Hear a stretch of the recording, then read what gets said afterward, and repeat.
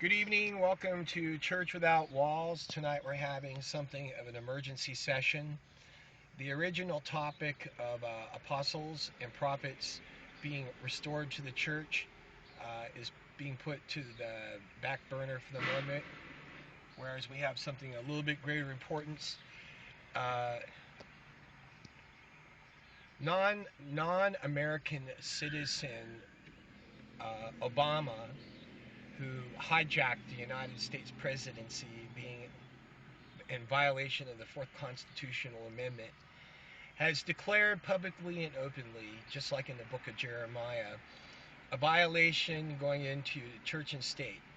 And this violation is that he declared that we, the American people, and I want to just go on the record saying I am a native-born American, which is constituted of two parents born in the United States and giving birth to a child in the United States. I am a native-born American. He said the American people are for, behind, and ready for gay marriage. Why? For one, am not ready to violate the word of God. I, for one, am not willing to stand by idly while evil proliferates around me. I, for one, am not going to stand by like the people did in Jeremiah's time that saw all manner of decrees being enacted by the king at that time, which ushered in ungodly practices of the foreign surrounding nations and brought in idolatry worship and practices. And part of that was a sexual immorality of going to the temple prostitutes of the time and having sexual relations and paying money.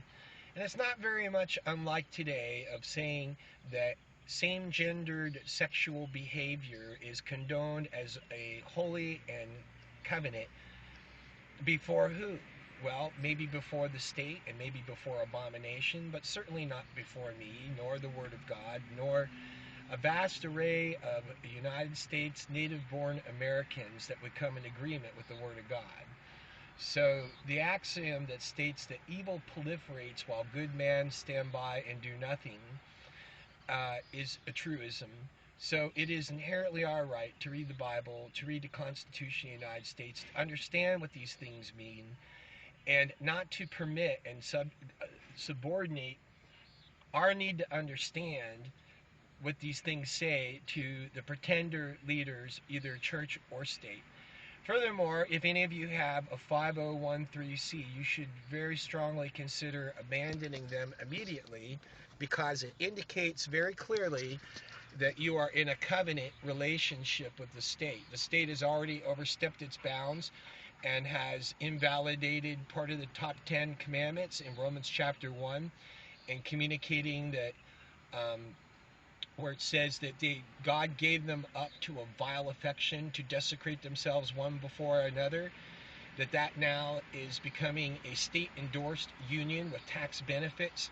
The Word of God does not say so. And if you have a 5013C, you are in bed with the government.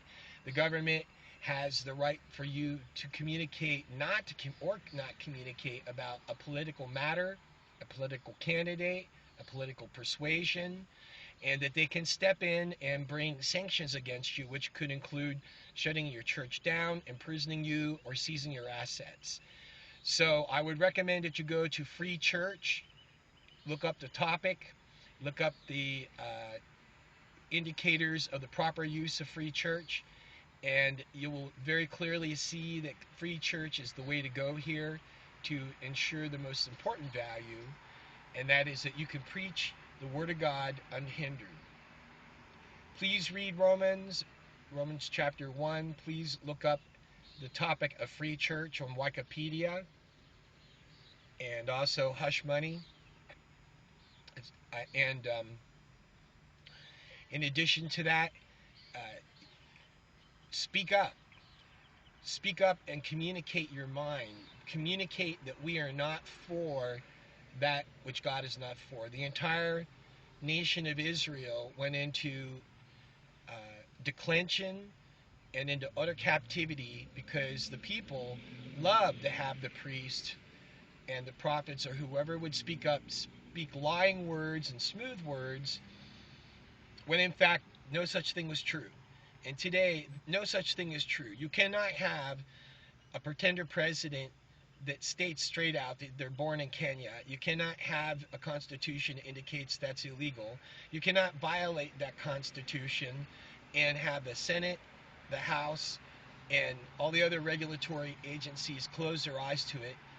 And you can't have a belief that other regulatory bodies are going to hold the weight of a standard when it's being violated all around it. And if you just look at the Wall Street Journal yesterday, of the billions and billions of dollars being lost through bad investments and bad oversight, we have bad economic leadership, we have bad religious leadership, we have bad political leadership, because we the people do not read what the Constitution says and do not read the Bible, and we do not demand a standard, and that we don't depose of wicked leaders. That's what we're supposed to do. It's time for a new revolution. It's time to stand up and speak. Yes, we know that it's the end of time, and we do know things are wrapping up, but it doesn't mean we go into a silent agreement.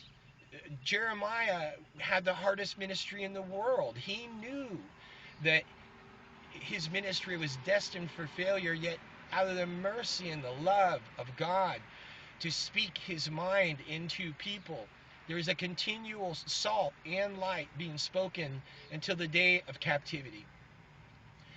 Brothers and sisters, prophets, apostles, religious leaders, pastors, churchers, stand up.